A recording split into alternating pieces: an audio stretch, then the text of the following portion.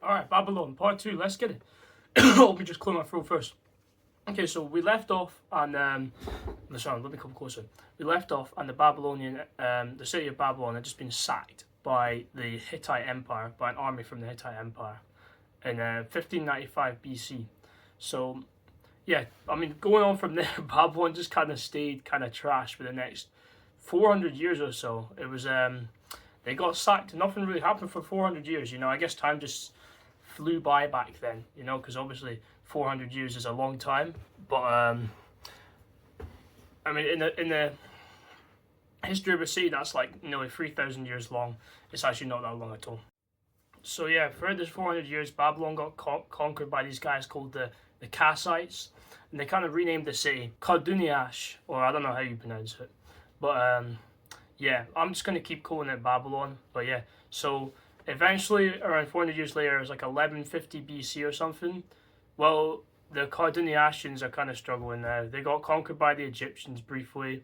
And then if you remember the Assyrians, so those were the guys that Hammurabi beat. And then the other guys that Hammurabi beat, the Elamites from Elam, the kingdom of Elam.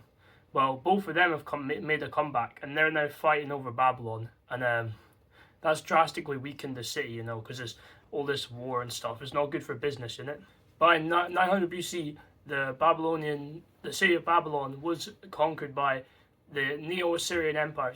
Obviously, we speak about the Assyrians a lot. They're one of the recurring characters in this plotline. They've come back. Another empire. They keep seeming to get a new empire and then losing it and getting a new one.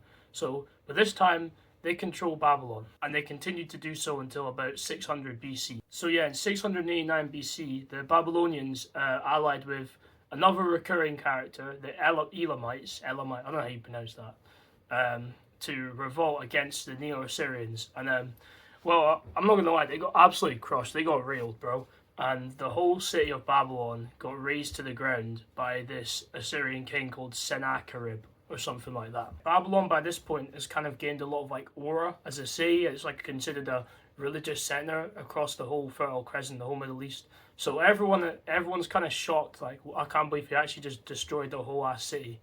And everyone's kind of pissed off at him. And then he got murdered. So I don't know if it's it's not confirmed if he got murdered. He got murdered by his own sons.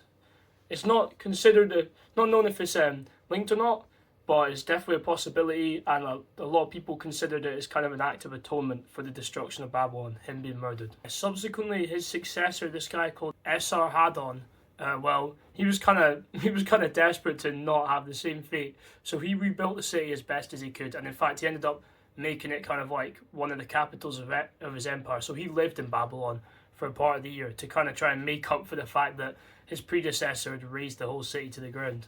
So yeah, life just kind of goes on, and by the end of the 6th century BC, the Babylonians have managed to escape Neo-Assyrian rule, and allied with these guys called the Medes, or the Medes, I don't know, I'll put it on the screen.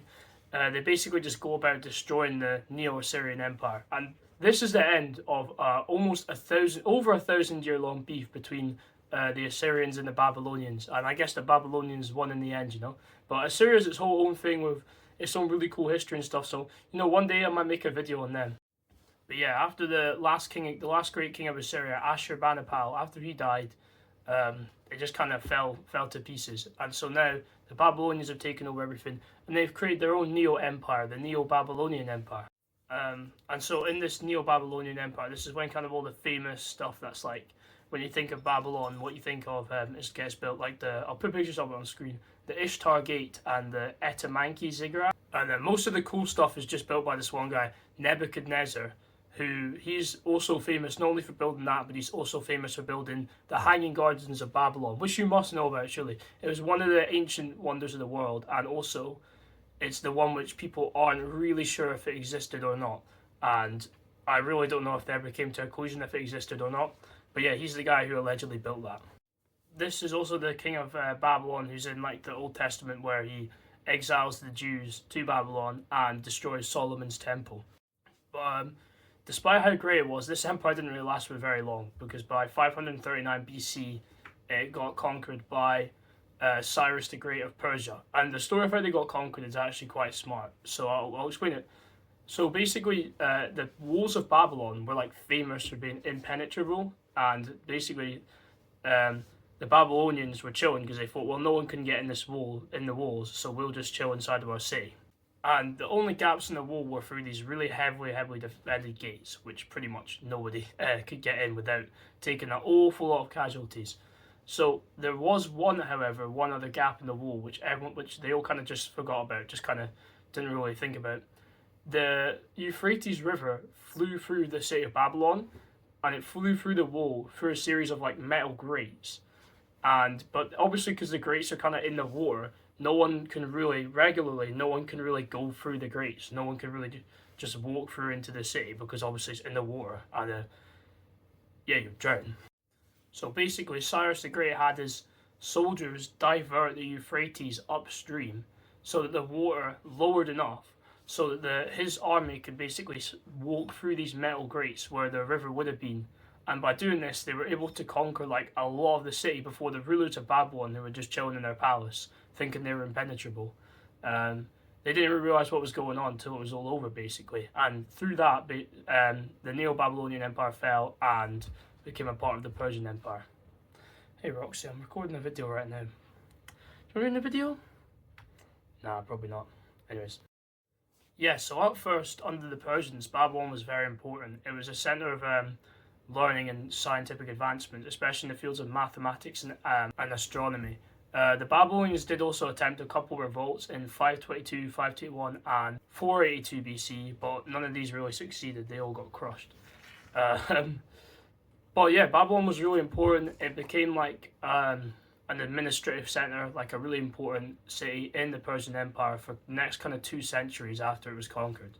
However, by the time the Persian Empire collapsed in about 330 BC, the city had become kind of drained because of a lot of costly wars and heavy taxes. So the city was kind of declined a little bit. But when Alexander the Great conquered the city in 331 BC, he obviously knew about like how famous it was and stuff. And it kind of briefly flourished again as a centre of learning and scientific advancement and commerce and trade for the whole region. And Alexander the Great actually died in Babylon in 323 BC in the palace of Nebuchadnezzar. So, and then after he died, obviously his empire got all divided up, and Babylon became a part of the Seleucid Empire, which was headed by one of Alexander's greatest generals. And under the Seleucid Empire, it was still like an important city. It's still a big city, obviously, but not as important. And yeah, so not really much really happens to Babylon for the next 9 centuries. Not much is really noted down or worth mentioning or anything. So this is kind of the beginning of the end for the once great city, but it's not over yet. After the Seleucids, the city was controlled by the Parthians and the Sassanids, with a brief interlude when it was conquered by the Roman Empire under Emperor Trajan in 117 AD. But then obviously his successor Hadrian gave it up because it was basically too far away from Rome to be worth all the resources to keep control of it. And throughout this whole time period, Babylon just it kept its own culture, it kept its own language. It was still, the area around it was still called Babylonia. Like it was still definitely at least a regional centre. So they just kind of chilled. The actual people there just kind of chilled for the whole time. And at some point in the 1st or 2nd century AD, Babylon was introduced to the word of our Lord and Saviour Jesus Christ, and it became the home of a bishop of the East, and it actually remained so for a solid while after the incoming Arabic or Islamic conquest. And in the mid-7th century AD, the Babylon was conquered by the young and expanding Muslim Empire, Muslim Caliphate, or whatever you want to call it. And this is kind of where things get murky because the city declined significantly in size and importance. The region was no longer called Babylonia, and by the mid-10th century AD, Babylon is described as a small village.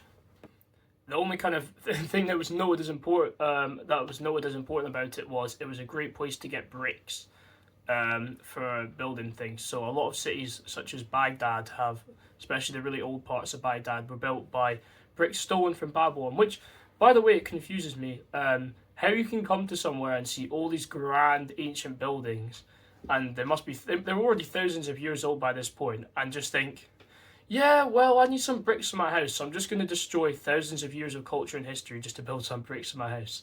That never made any sense to me, but obviously it made sense to them at the time. And yeah, I mean, so basically, Babylon got pretty much ruined, and it was so ruined that a lot of European travelers to the region that were looking for it, because obviously it's mentioned in the Bible and stuff, they never actually managed to find it. Sometimes they would get mixed up and think Fallujah was Babylon and stuff like that. They never managed to find Babylon, or not often, because it was so small by this point.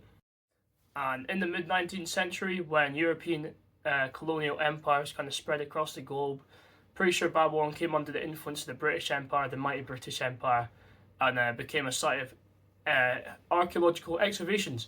And of course, you know, us Brits, we have to loot loads of old relics and stuff to take back to Britain to be displayed in the British Museum or in the homes of the rich and wealthy.